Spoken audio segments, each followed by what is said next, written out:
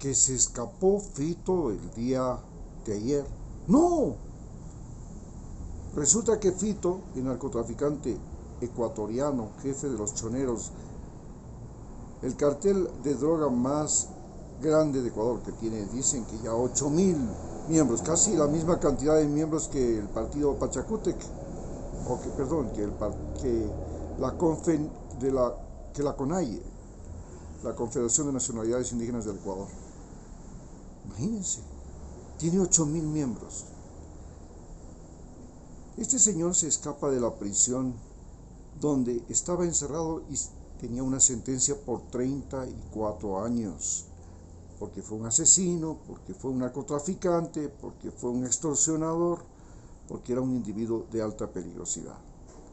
Pero este narcotraficante logra escaparse de la cárcel luego de que ya había sido señalado por Villavicencio y por el mismo gobierno anterior y otros gobiernos como uno de los individuos más peligrosos en las prisiones de Ecuador. Dentro de las prisiones controlaba las prisiones, y este control de las prisiones no había sido solamente en la prisión de él, donde él estaba, en la penitenciaría, sino que también estaba en La Roca y en la prisión regional de Guayaquil, que son 3 prisiones que están juntas. Y ahora, tras su fuga, resulta que también controlaba otras 32 cárceles, donde los presos han retenido a sus guardias custodios y los tienen ahí exigiéndole al gobierno algunas condiciones que el gobierno dice que no va a transigir, porque ahora les llaman terroristas. Señor, una cosa es terrorista y otra cosa es narco. ¿Ya? Pero bueno, como siembran el terror, entonces ahora son todos terroristas. Y desde que Estados Unidos declaró la guerra al narcoterrorismo, esto se fue declarado después de lo que sucedió en las Torres Gemelas, entonces Bin Laden fue declarado terrorista, y como se fue a refugiar en Afganistán, se declaró narcoterrorista porque los afganos eran los mayores vendedores de opio del mundo. Y los afganos, los talibanes, se convirtieron en los mayores productores de opio del mundo, hasta que ahora hace unos pocos meses les han superado los birmaneses, los de Birmania. Pero resulta que Fito se escapa de la cárcel, y este delincuente es el único ser humano que no ha estado en el gobierno, que no es presidente, y que ha logrado que Ecuador se pare. ¿Cómo es eso que se pare? Sí, Ecuador es un país que está de rodillas y ahora está parado. Sí, parado. Pero parado todas las noches durante 60 días porque el presidente actual declaró, óigame bien, 60 días en que usted no puede salir desde las 10 de la noche hasta las 5 de la mañana, no puede haber circulación de vehículos, no puede haber nadie en las calles. Parado el Ecuador toda la noche. Por eso Fito resulta que es el único ecuatoriano que no ha estado en el gobierno y que ha logrado parar a este país. Oiga, esto ya es una novedad. Ni el Chapo Guzmán logró parar México, ni tampoco las maras del Salvador lograron parar El Salvador, ni tampoco Pablo Escobar logró parar Colombia. ¿Cómo llegó a ser tan poderoso Fito? Bueno, y no solamente que es poderoso, sino que nos hace recordar a Sandokan, el famoso tigre de Malasia, que era un bandido que asolaba las aguas allá de Siam, de Indonesia. Y este bandido, un pirata, al que los ingleses lo perseguían a sol y sombra, se convirtió finalmente en un héroe, el tigre de Malasia. Hoy tenemos también que recordarle a Jesse James, bandido, pistolero norteamericano que se batía en duelos y que robaba al tren, a la diligencia de la más poderosa empresa de los Estados Unidos en ese momento, la empresa de trenes, la Western Union Pacific. Ok, este señor se dedicaba a robarle a los ricos. Oiga, qué cosa más maravillosa, un hombre que se atreve a robarle a los ricos, Jesse James. Pero no queda solamente ese personaje pues en la historia del continente americano. Pancho Villa, el bandido mexicano que se atrevió a invadir Estados Unidos. Pancho Villa, el hombre que tenía bien puestas sus pistolas y que robaba y mataba y saqueaba, acomodaba lugar. Este Pancho Villa hoy es héroe de México. Y no se queda la cosa por ahí, pues. Resulta que también el Chapo resulta ser un héroe en México. ¿Y por qué el Chapo es un héroe en México? Pues porque se atrevió a vulnerar las fronteras norteamericanas. Eso no lo hace cualquiera. Nadie en su uso racional del cerebro se atreve a hacer un túnel para cruzarse al otro lado de los Estados Unidos, y peor, se expone a que lo maten, le hagan barbaridades, a que lo persigan por ir a vender cocaína en Estados Unidos. ¡Ay, Dios! Eso es terrible. Levantarse contra los Estados Unidos, desde Pancho Villa hasta Chapo Guzmán, ha sido lo peor que la peor decisión que un ser humano puede tomar. Pero también nos recuerda a Manuel Marulanda, el jefe y creador de las FARC. Se atrevió a crear un ejército dentro de Colombia que hasta ahora hace temblar a ese país, y que justamente dicen que este señor, el Fito, estaba aliado con una de los renegados de la FARC, el batallón Oliver Simesterra, donde el querido Guacho, aquel esmeraldeño que llegó a ser comandante del batallón Oliver Simesterra y que Lenín Moreno lo mandó a matar, y el ejército de Colombia lo capturó y lo mató. El que mató a los periodistas, ¿se acuerdan ustedes? El Guacho, Arizala. Bueno, resulta que el Fito también está ahí metido con el Oliver Simesterra, y resulta que el Fito está de amigo, pana, chupamedias, vacilón del cartel de Sinaloa, del cartel del Chapo y de los hijos del Chapo, porque ahora ya no es el Chapo, porque ahora son de los hijos del Chapo y también del que era el jefe del Chapo antes. Bueno,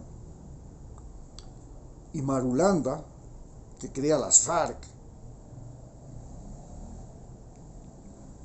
oiga, te resulta ser el Robin Hood de Colombia, pues. Y acordémonos que Robin Hood en Inglaterra, ¿quién era? Era un ladrón que robaba a los ricos. Eso de que repartía a los pobres, dejémoslo, porque ese es un cuento. El asunto es que a los ricos es muy difícil robarles, y el que se atreve a robarle a un rico, estamos en la friega. ¿Y qué sucede con el Fito? Resulta que los dos presidentes que han llegado, Daniel Noboa, el más rico exportador de bananos del Ecuador, dueño de las embarcaciones, que ahora no quiere pagar impuestos, está liberando los puertos para que no les cobren a sus embarcaciones, y el otro, el banquero, el individuo que ya estafó a los ecuatorianos en el feriado de 1999, y que después, cuando llega al poder, convierte a todos los ecuatorianos en deudores, ya no solamente de su banco, el Banco de Guayaquil, sino que además les convierte a los ecuatorianos en deudores de un montón de impuestos que no podemos pagar porque los servicios públicos, bueno, son caros en Ecuador y la gente no tiene trabajo, entonces no hay cómo pagar, entonces somos deudores de los impuestos, los servicios públicos, del agua, la luz, la electricidad, el internet, el celular, todo.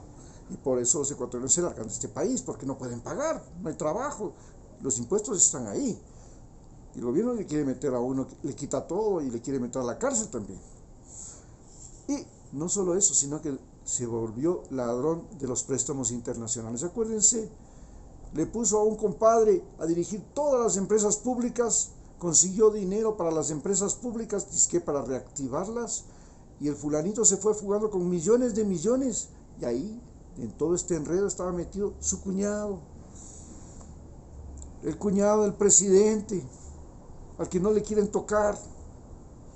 Y entonces resulta que Fito, que ha sido menos pillo que el presidente Guillermo Lasso, que ha sido menos pillo que el presidente Lenín Moreno, y no sabemos si todavía es menos pillo que el que está ahorita en el poder, porque lleva recién un mes, pero ya desde que comenzó ni bien llegó, ya lo primero que hizo es tratar de no pagar los impuestos que debe más de 80 millones de dólares.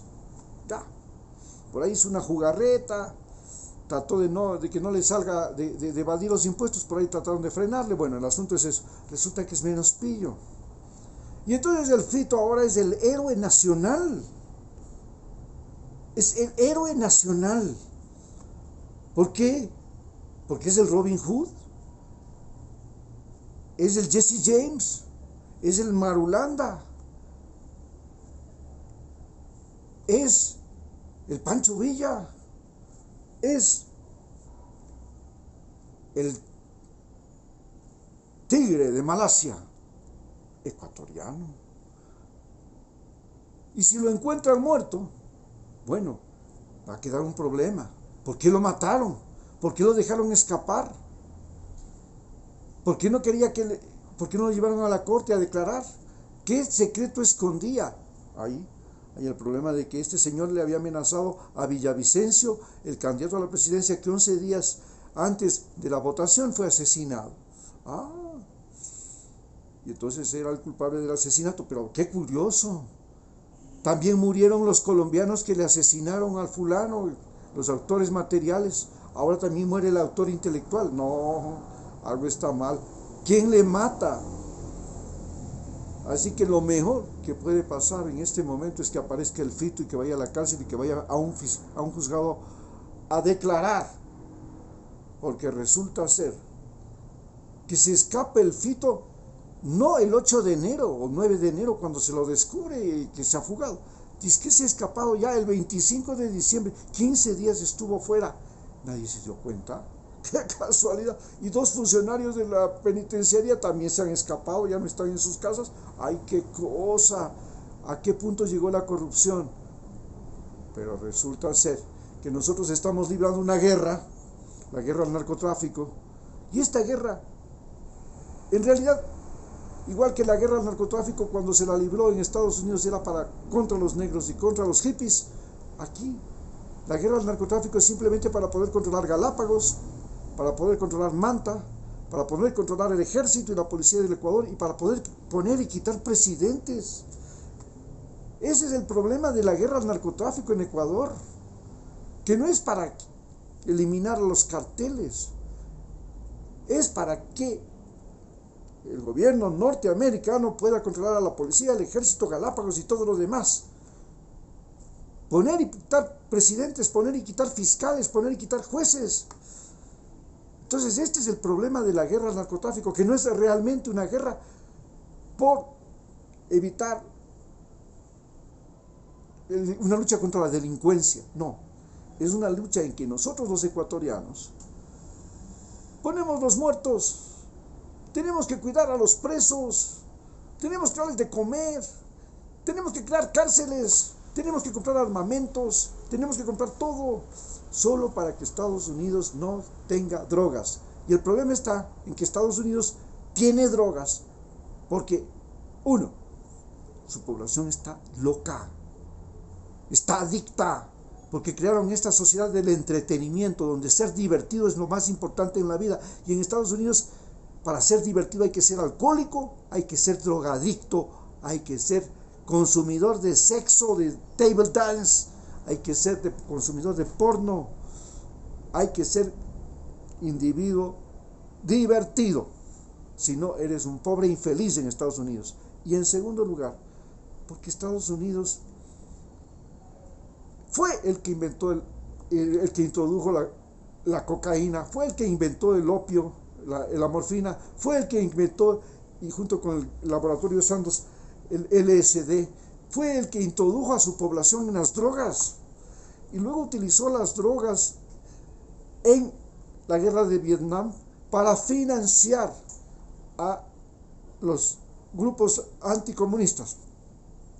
Utilizó la droga para financiar a los grupos antisandinistas, a los contras. Utilizó la droga para financiar a las Autodefensas Unidas de Colombia. Y ahora estamos metidos en un problema en el que los Estados Unidos nos ha metido y en el que tenemos que destinar miles y miles de dólares solamente para que no les llegue droga a los Estados Unidos, cuando el problema se resuelve de la manera más fácil. Señores, no compren droga, bajen el precio, que el Estado norteamericano compre la droga y se la reparta gratuitamente a los drogadictos de ese país que se hacen atención médica y psicológica. Punto. Y se acaba el problema. Muchas gracias.